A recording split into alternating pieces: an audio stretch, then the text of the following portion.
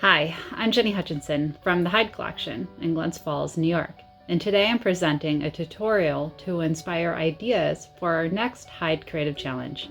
For this Hyde Creative Challenge, we're looking for creative responses in any media to our permanent collection artwork, Orchard with Arles in the Background by Vincent Van Gogh.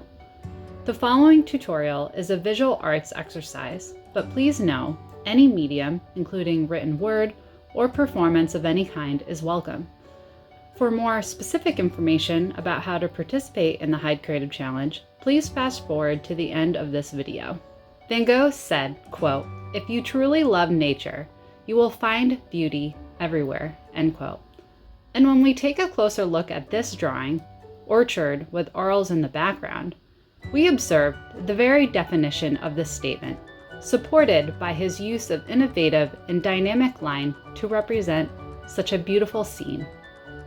As we scan the drawing, it becomes more apparent that Van Gogh was particular about different types of marks to represent different shapes within the landscape. The look, shape, and direction of these lines define different shapes of the composition. There's different lines to represent the grass, the trees, the buildings in the background, and other elements within the background.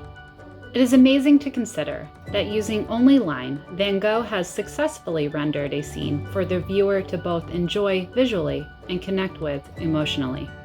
We'll begin with an exercise of all the different ways one consider line as an element of art, followed by a suggested art exercise interpreting a landscape image using inspiration from Van Gogh's drawing style. One can choose to create this work by creating in plein air, meaning you would create your work outside in the landscape, or from a photographic reference. Whichever method you would like to use is perfectly fine and welcome. Now let's begin with the line exercise.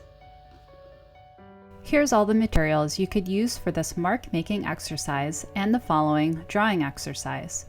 You'll need paper, pencil, eraser, pens or art pens with ink or acrylic paint. I'll be using ink and a couple different size brushes. If painting or using liquid ink, you will also need a paper towel, something to place the ink or paint in, and a vessel with water. You can use any type of pencil, but what I have done to this one is I have sharpened it using a blade that has created a beveled tip so that I can vary the different types of marks I can make, using the wide point for thicker marks and smallest point for thinner marks. As I demonstrated here, I have turned the pencil in my hand as I created this series of diagonal marks to vary the thickness of the marks. A retractable pencil is fine to use as well. However, keep in mind that the shape of this graphite limits you to one thickness of mark. However, you can still vary the value of the mark through pressure. My second line here is what we call a curvilinear or organic line. It has a much different look than my diagonal marks. And this is an important distinction to make because for this exercise, we'll be considering how marks can be used to create contrast between objects and place elements of a composition in space, which I will specify as the foreground, midground, and background. You can also vary mark by value, as I briefly mentioned before. You can do this by lightening up on the pressure on your pencil to create a lighter line, or adding pressure to produce a darker line. And an extra special technical tip here is you can use your eraser in areas where you've provided a large area of value and create lines like I have here.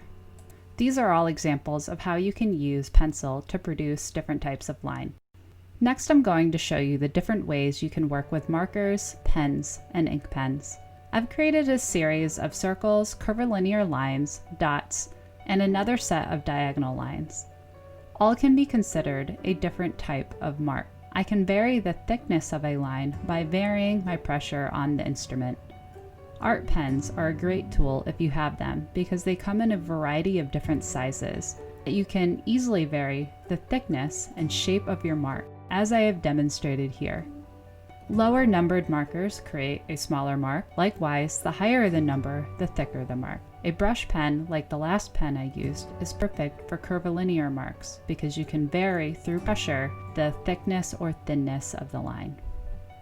Now consider the entirety of marks that I've created across the page, and squint your eyes slightly and see if you can observe which marks pop out at you, or which do you notice first. This we will talk more about momentarily, but I want you to keep that in mind as we move through this exercise. Now I'll show you a few different ways to use your brushes. The shape of your bristle dictates the type of mark it makes. I'm using a round brush, so it's perfect for line work. I vary the thickness of the line through pressure applied to the brush, and I can vary the value, how light or dark it is, by adding water to my ink or paint mixture. More water produces lighter marks, less or no water, darker marks.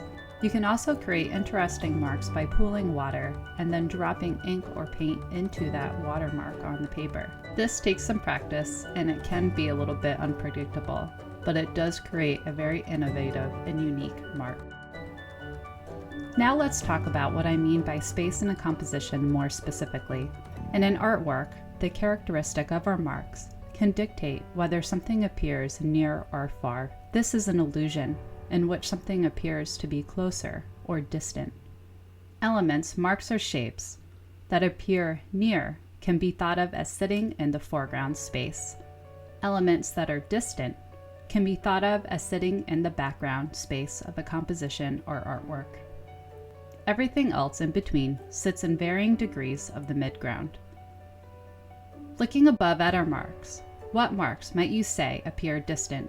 And what are the characteristics of these marks? If you're noticing that these marks tend to be lighter, there also tends to be more space in between these marks, and the lines tend to be thin, then you're on the right track. On the opposite side of the spectrum, representing a space that is near or closer to us, we have marks that are darker. They have a more distinct texture, and they're closer together and are thick. Now let's investigate these concepts further. As I draw this series of horizontal lines, as we move from near to distant, the lines become progressively thinner. Next, if we regard texture, lines are tighter and closer together, forming a pattern or texture in space that appears to be nearer. As the lines progress to the distance, they grow farther apart. Last, as the lines progress from near to distant, the line begins as a darker tone and then progresses to a lighter tone. These are just some examples of how to use different art materials to create different types of line. As this demonstration shows, you can vary line to create contrast between shapes and organize shapes or elements of a composition in space. We define these spaces as foreground, a space that's more near, midground, or background, a space that's most distant. Or we can define this arrangement of shapes as appearing near or far.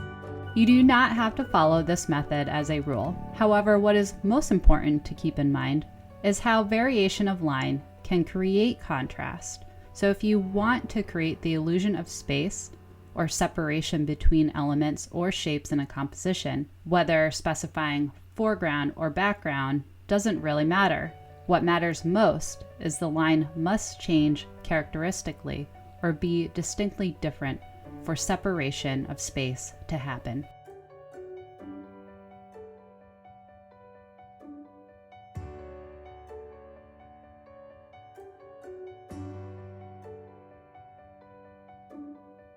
Let's begin by discussing our supplies. We'll need paper, pencil, eraser, a couple different size brushes, a paper towel.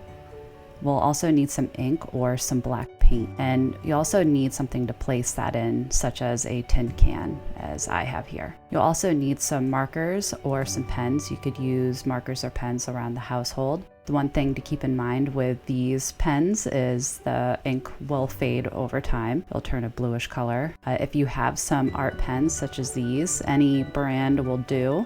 They are a great tool to use as the black ink will not fade, and they also come in a variety of different sizes to create different size marks. First thing that you're going to want to do is work right into the composition using your black paint or ink without adding any water to it. and you're going to detail or add lines to the areas of the image that have the most emphasis, so where your eye goes to, and you just want to kind of outline those elements. For my image, it was the back stone wall, and it's my tree in the foreground. So I'm going to outline some areas of my tree here. And notice I'm only adding lines to one side. The reason why I'm doing this is because I want to retain a sense of light and dark and shadow. So adding darker, thicker lines to one side of the object can help accomplish that. On the opposite side, later in this video, I'm going to add some thinner, lighter lines on the other side of the tree. I'm also going to add some thinner lines in this area that makes up the shadow from the tree right underneath the fence wall. These are a series of horizontal lines. Horizontal lines have the tendency to kind of sit in the background or midground. So line direction is really important when you're working with a composition in black and white using only line. So horizontal lines have the least amount of attention that our eye is direct towards them. Vertical is next, followed by diagonal, which is the most active. Once I'm done creating all those different lines, now I'm going to move to my largest size ink pen, and I'm going to lie in a series of those diagonal lines through the trunk of the tree. As I mentioned before, diagonal lines have the most ability to draw your attention to them. So it's very fitting to position a series of diagonal lines in an element that sits in your foreground or appears closest to the viewer. So that's what I'm doing. And then I'm also, in some circumstances, adding that thinner line on the opposite side of the darker ink line that I had previously drawn. And again, that helps create a sense of light and shadow. So shadow on one side, light on the other side. One thing to keep in mind with drawing trees is you don't want to be too specific about representing every single limb within the tree. You can generalize it, so you want to pay attention to those branches of the tree that are most prominent, that kind of really give the tree its shape. So for my image, it's the series of branches that kind of overarch across the center of the scene. So those are the ones that I'm kind of directing most of my attention to, that I'm choosing to draw in. I'm not going to draw in every single branch because you really just don't need to. Our eye will, as viewers, will do the work and kind of fill in all the information. So as long as I create something that helps create that skeleton, then we as the viewer will fill in the rest of the information and do the rest. And then I'm also not bogged down drawing every single branch of the tree. Once I've gotten my tree to somewhat of a more detailed point, it's not quite finished yet, but I've at least got enough information there that I feel like I can move on. Then I'm going to grab my ink again, and this time I'm going to add a little water to the mixture, so that way it will lighten up the tone of the ink and create a lighter value of gray. I'm looking for something that is going to be kind of mid-tone and somewhere halfway between the lightest it can be and the darkest it can be, and I'm going to test it out on the corner just to see how it looks before I apply it to my image. And then using the tip of my round brush, I'm going to kind of scatter it across the surface, in particular where I see the biggest clumps of leaves in my image, and I'm allowing the brush to kind of separate as it hits the paper, so it creates its own kind of free form shape representing the leaves. I'm not being too specific about it. Again, our eye will kind of create the information, so all I need to do as the artist is create kind of a general shape of those clumping of leaves throughout the tree. I'm going to really focus on the areas of the tree where the largest clump of leaves are, and I'm just going to kind of continue to fill in the information until I think I've really gotten this shape.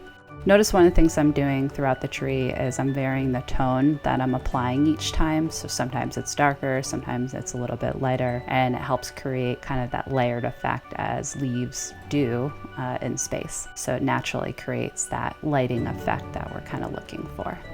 Now I'm going to pick up my ink pen again. This time I'm going to pick a smaller tip pen because I'm looking to make a series of smaller marks. And first I'm going to focus on these long grassy shapes near the base of my tree. And then I'm going to take a note from our Van Gogh piece, where Van Gogh has a series of lines grouped together in fours that occur horizontally across the picture plane. And beginning at the edge of the stone wall in the midground, I'm going to begin begin to lie in a series of these lines.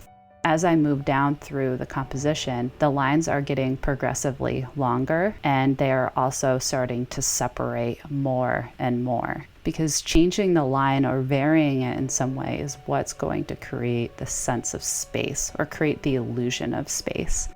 So if you have no variation at all whatsoever between all your different lines, then there's no way for the eye to separate the illusion and make a distinction between one space of the drawing to the other. And like Van Gogh's piece, darken that first line in those sets of fours. That's just to help create some contrast and also create a likeness to light and shadow. Now that I've gotten all my bigger shapes drawn in, now I'm going to start to focus on those detailed parts of the composition. Fill in the bricks in the background and address the shrubbery that kind of sits in the midground. It's important for me to change the shape of my line again as I'm thinking about a different form and space. So I'm going to begin to use a curved line opposed to the directional lines moving horizontally, vertically, or diagonally throughout most of the composition, with the exception of the tree. The other reason why I'm going to use this curved line to represent the shrubs is because it's more of an organic line, so it kind of naturally creates the shape. Again, I'm not being very specific. I'm not drawing in every single leaf of those shrubs. I'm just creating a series of lines that represent that general shape. From here on out, I'm really just focusing on all those kind of detailed parts of the composition. So I'm going to begin to draw in some lines that represent shapes in the background. Again, they're all kind of general. That way I retain that sense of space, so a distinction between background, midground, and foreground. It's not extreme, it's just a very slight shift, and it helps separate all the different shapes within the scene. So there's distinct lines that make up the grass in the midground, and then there's a series of distinct lines that make up the shrubs in the background. Now that all my line work is done, I'm going to grab my brush again and I'm going to add in a series of even lighter, softer marks to represent the shrubs in the background. And from there, I'm going to add even more leaves into my tree shape in the foreground. And then I'm also going to work with some washes to add to different elements within the scene, just to give them a little more oomph. So I'm going to add some value to different parts of the tree, in particular where I see shadow. I'm going to add some value to that stone wall in the background since it's an area of emphasis. And last, I'm going to color in that driveway. This is just one example of how you can be using line work to create a scene. One thing you want to keep in mind is how much you're varying the different textures and patterns of the line. The more you vary it, as that will set the distinction between different shapes within the composition and establish areas of foreground versus background. I hope you enjoyed this tutorial, and I look forward to seeing what you might create inspired by the potential of line and mark making. The Hyde Creative Challenge is open to any media and to anyone of any age. This is a program that is facilitated only through social media. You can share your creative work in two ways: by joining our private Hyde Collection Facebook group and posting your work there, or you can post to your own Facebook or Instagram page. In either scenario, make sure you tag the Hyde Collection. You can be sure it's us by looking for our logo, which is the double doors. And also be sure that you add the hashtag Hyde Creative Challenge. That way we can locate your artwork. Otherwise, we won't be able to see it. We're looking for all works to be posted by Friday, November 9th. What will happen next is the Hyde will make selections first for virtual galleries in a series of promotional social media posts featuring the Van Gogh-inspired artworks. Following the conclusion of the virtual gallery, these works, along with our selections from the first Hyde Creative Challenge inspired by Grace Hartigan and the second inspired by Joseph Albers, will be considered for a future display at the museum. We at the Hyde Collection and myself look forward to seeing what you come up with and hope to see you in person or virtually at the museum. Bye!